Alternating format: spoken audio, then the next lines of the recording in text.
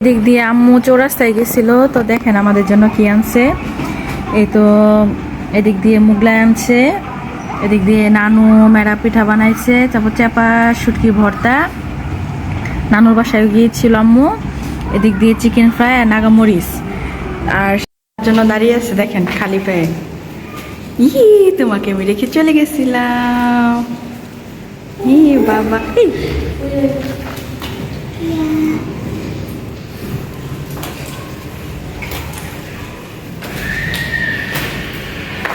আসসালামু আলাইকুম, আপনারা সবাই কেমন আছেন? আশা করি ভালো আছেন। আপনাদের আমিও ভালো আছি। তো আমরা একটু চৌরাস্তায় যাচ্ছি একটা কাজে, বিশেষ কাজে। তো বৃষ্টির জন্য বাসা থেকে বের হওয়া যাচ্ছে না। কালকে রাতে থেকে প্রচুর পরিমাণের বৃষ্টি, আর রাস্তায় অনেক পানি জমে গেছে। তো কি করব, কাজ যেহেতু জরুরি যেতেই হবে, বৃষ্টি হলেও কিছু করার নেই। এই তো চৌরাস্তার কাজটা সেরে অটোতে বসে আছি। সামনে অনেক জ্যাম, গাড়ি এগোতে পারতেছিল না। তো বসে বসে সিঙ্গারা খাচ্ছিলাম, আলু সিঙ্গারা আর বড়া কিনছিল, তো আমি সিঙ্গারাই খাচ্ছিলাম। তো এত পরিমাণ বৃষ্টি হয়েছে, চৌরাস্তা হাঁটু সমান পানি। তো পানির জন্য গাড়ি এগোতে পারে না, এমনি তো জ্যাম থাকে আরও, আর বৃষ্টি আর পানির জন্য দেখেন কি প্রচুর পরিমাণ পানি, বলার বাহিরে। তো দেখেন কি পরিস্থিতি। তো গাড়ি কিছু দাঁড়িয়ে আছে আর কিছু এগিয়ে যাচ্ছে, এই হচ্ছে পরিস্থিতি। দেখেন আমাদের বাসার সামনে যে পুকুর, সেই পুকুরের পানি আর রাস্তা একরকম একসাথে হয়ে গেছে। দেখেন গাছটাও পড়ে গেছে বৃষ্টির কারণে। রাস্তা আর পুকুর কিছুই বোঝা যাচ্ছে না, কোনটা পুকুর কোনটা রাস্তা। তো যাই হোক, মাছগুলোও মনে হয় সামনে চলে আসছে। বাসার সামনে থেকে একদম অটোতে উঠে গিয়েছিলাম, আর এখন চৌরাস্তা থেকে আসছি, একদম বাসার সামনে নামতে হবে।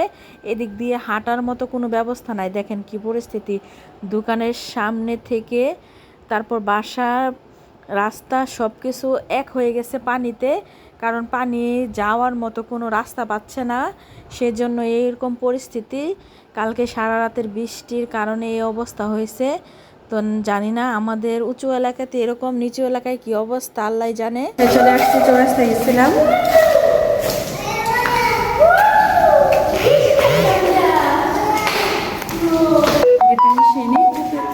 কুকুর ছাদে উঠে যায় একদম।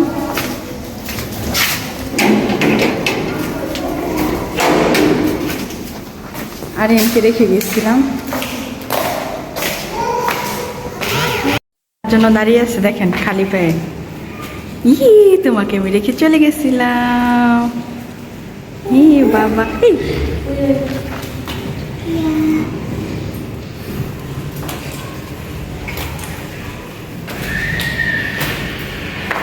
ওই দিক দিয়ে বাসায় এসে দেখে আম্মু রান্না করে পাঠিয়ে দিয়েছে।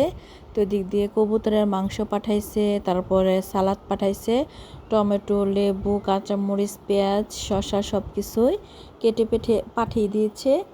আর এদিক দিয়ে মুরগির মাংস আলু দিয়ে ঝোল করছে, আর এদিক দিয়ে দেখা যাচ্ছে মুরগি রোস্ট করছে।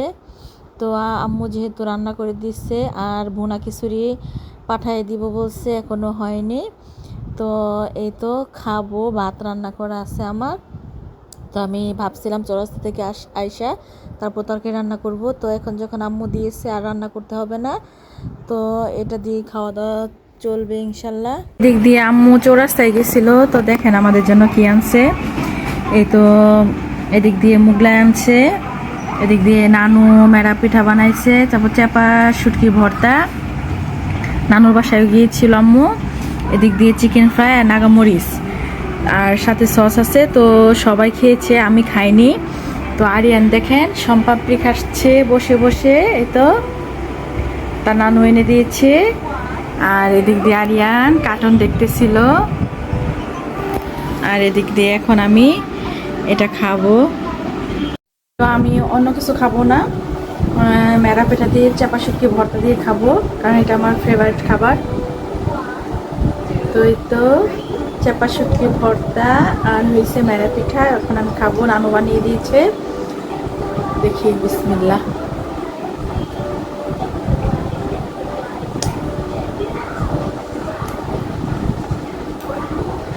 এত মজা হয়েছে,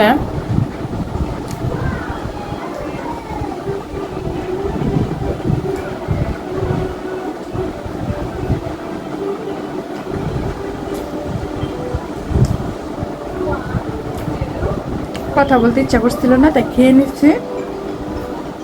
তো আমরা খাই, তো আমাদের সাথেই থাকুন। তো আরিয়ানকে ঘুম পাড়ালাম, আরিয়ান ঘুমিয়ে আছে যেহেতু বাইরে বৃষ্টি প্রচুর পরিমাণে। তো মা রান্না করে দুপুরে দিয়েছিল, এগুলাই রয়ে গেছে। তো বাচ্চারা খেতে পারবে, ওর আব্বুও খেতে পারবে, কিন্তু আমি খেতে পারবো না। তো দেখি কি রান্না করি, কারণ আমার এগুলা খেতে ইচ্ছা করে না, মাংস টাংস। তো দেখি আমি রাত্রে কি করি, কিন্তু আর কিছুই রান্না করব না, যেটা একটা কিছু না একটা কিছু করব, হয় তরকারি রান্না করব না হয় অন্য কিছু করব। তো আরিয়ান ঘুমাতে ঘুমাতে আমার কাজগুলা করা লাগবে।